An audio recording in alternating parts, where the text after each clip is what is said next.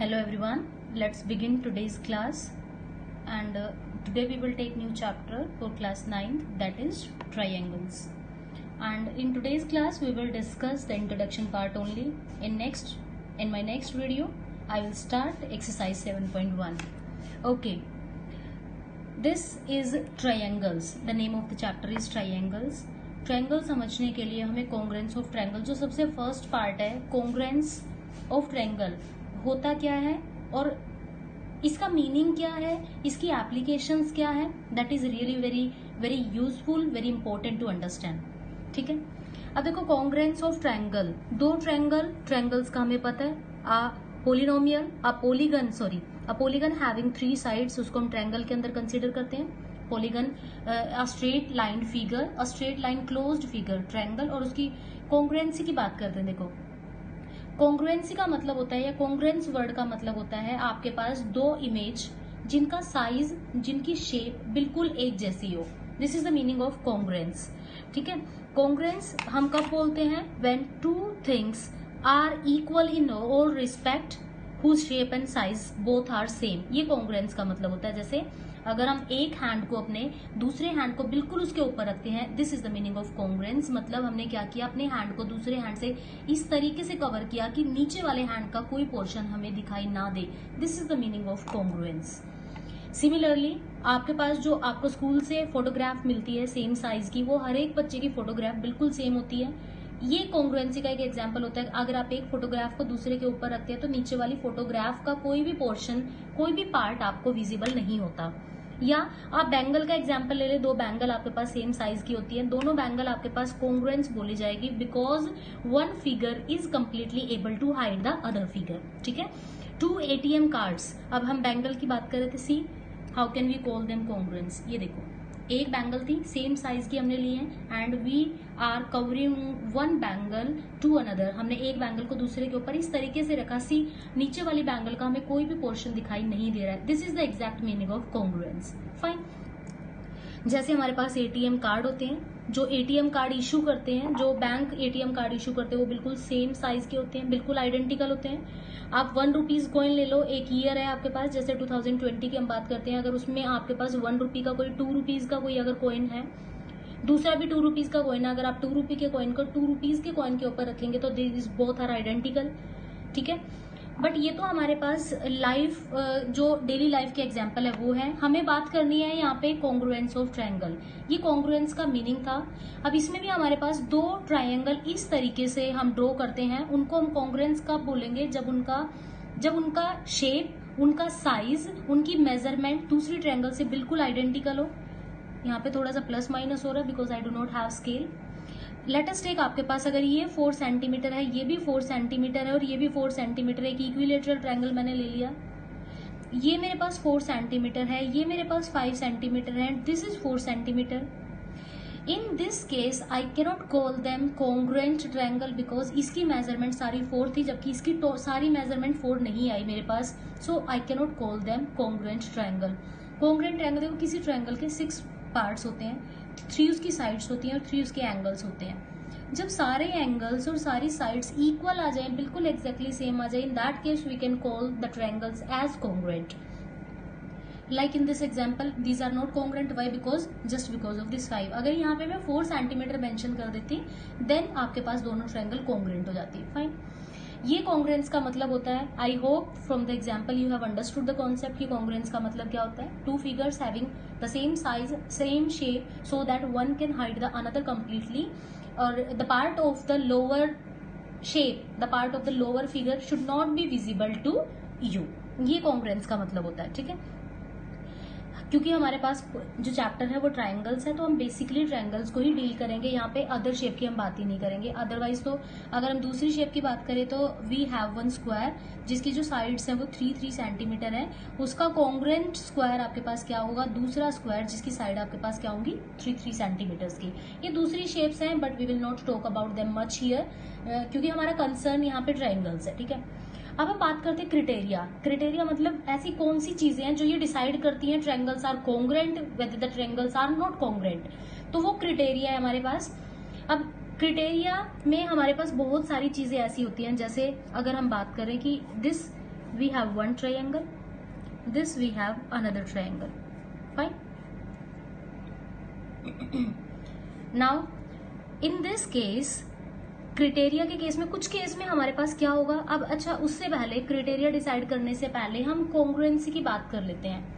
अभी हम ऊपर बात कर रहे थे कि किसी ट्रायंगल की 3 साइड्स होती हैं और 3 ही उसके पास क्या होते हैं, एंगल्स होते हैं। अब अगर हम बात करें तो इन टोटल उसके पास कितनी चीजें होती हैं, 6 होती हैं। अगर हम इन टोटल बात करें तो उसके पास कितनी चीजें हैं, 6। अब अगर मैं इसके 6 पार्ट्स को इसके 6 पार्ट्स के इक्वल प्रूव करने की कोशिश करूं या कॉन्ग्रुएंट प्रूव करने की कोशिश करूं, it will be time consuming 6 के 6 पार्ट को। तो मैथमेटिक्स हमें कॉन्ग्रुएंसी के केस में क्या बोलता है कि हमें उसके 6 के 6 पार्ट को इक्वल प्रूव करने की जरूरत नहीं है। हम उनके किन्हीं भी 3 पार्ट्स को अगर इक्वल प्रूव करते तो हम उसको कॉन्ग्रुएंट बोल सकते हैं। And this is what this CPCT says. हम इसके बारे में थोड़ा बाद में डिस्कस करने वाले थे, बट अभी फिगर से रिलेटेड अगर ये कॉन्सेप्ट आ ही गया है तो हम इसके बारे में बात कर लेते हैं। हम इस वर्ड का बहुत ज्यादा यूज करेंगे और इसका मतलब होता है corresponding parts of congruent triangles. आपको पता लग चुका है कॉन्ग्रुएंट होती कौन सी ट्रायंगल्स हैं। Corresponding parts of congruent triangles are always equal. अब इस बात का मतलब क्या है ना। अभी तो हमने क्या बोला है कि एक लाइन लिखी है, इसका मतलब समझना बहुत जरूरी है। आ जाते हैं अपनी फिगर पे बैक। देखो ये हमारे पास फिगर थी, एक बार वो कर लेते हैं। This is 4 centimetre, this is 5 centimetre and in this figure 4 centimetre 5 centimetre match कर रहा है। And let us take this we have 60 degree और यहाँ पर भी हमारे पास क्या है, 60 डिग्री है। अब एक चीज देखें, ये जो ट्रायंगल थी इसमें 6 की बजाय हमें सिर्फ 3 पार्ट्स गिवन है और इस ट्रायंगल में भी हमें 6 की बजाय 3 पार्ट्स गिवन है। अब किसी ट्रायंगल के लिए मिनिमम जो क्राइटेरिया होता है, मिनिमम जो कंडीशन होती है, वो कोई भी 3 उसके पार्ट्स, या तो 2 साइड एक एंगल आप ले सकते हैं, या 2 एंगल एक साइड ले सकते हैं, या 3 साइड्स आप ले सकते हैं। इस तरीके से अगर आपने किन्हीं 3 थिंग्स को, एक ट्रायंगल की 3 थिंग्स दूसरी ट्रायंगल की 3 थिंग्स के इक्वल आपने प्रूव कर दिया तो वो ट्रायंगल्स कॉन्ग्रुएंट मानी जाती है। अब आप बोलोगे कि मैम होती तो 6 है, हमने तो 3 करी है। बाकी के केस में आप वो CPCT वर्ड लिखेंगे। बाकी के केस में प्रूव करने की जरूरत आपको नहीं है। बाकी के केस में लिखेंगे कि ट्रायंगल आपकी कॉन्ग्रुएंट प्रूव हो चुकी है तो ऑटोमेटिकली जो बचे हुए 3 पार्ट्स है वो भी इक्वल प्रूव हो जाएंगे। This is what this statement says.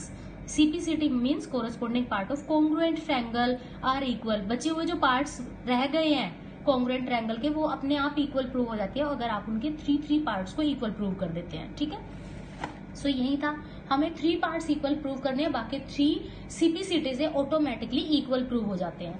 अब जो हमारे पास नेक्स्ट आता है दैट इज SAS। एस मतलब ये S क्या बोलता है आपको, साइड एंगल साइड। ये इसकी फुल फॉर्म जाती है आपके पास, साइड एंगल साइड।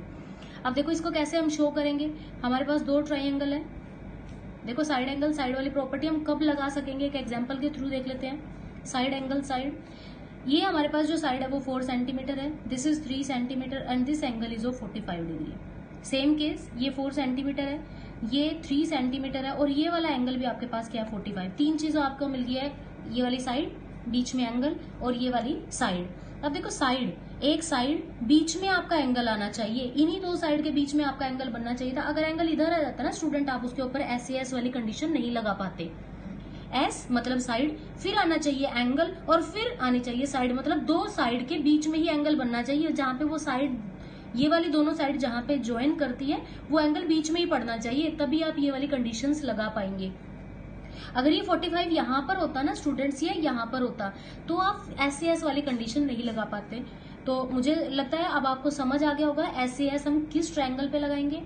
अगर मैं ASA की बात करूं तो देखो ASA कैसे लगेगा, मतलब एंगल फिर बीच में साइड पड़नी चाहिए और फिर दूसरा एंगल आना चाहिए। देखो कैसे, एंगल ये आपका 45 डिग्री का एंगल है, ये आपकी 3 सेंटीमीटर है और ये आपका 60 डिग्री। ऐसे ही आप दूसरी बनाएंगे बिल्कुल सेम। अगर आपको कॉन्ग्रुएंट दिखाना है 45 डिग्री, ये आपका 60 डिग्री और ये आपका 3 सेंटीमीटर। देखो ध्यान से, एंगल फिर साइड आ रही है और फिर तीसरा एंगल आ रहा है, यही बन रही है एंगल फिर साइड और फिर तीसरा एंगल। तो ये दोनों ट्रायंगल कॉन्ग्रुएंट बोली जाएंगी by which criteria, angle side angle. Okay, now next हम AS ले लेते हैं। अब इसमें आपके एंगल इकट्ठे हो सकते हैं, उसमें तो एंगल के बीच में साइड आ रही थी, बट इसमें आपका देखो कैसे हो सकता है, इट कैन बी लाइक, ये आपका क्या है, एंगल है 45 डिग्री, ये आपका एंगल क्या है 60 डिग्री, यहाँ पे ये वाली साइड 4 सेंटीमीटर है, और बिल्कुल देखो सेम कैसे बनेगा, 45 degree, 60 degree and this is 4 centimetre. देखो एंगल एंगल साइड, इसका भी एंगल एंगल साइड।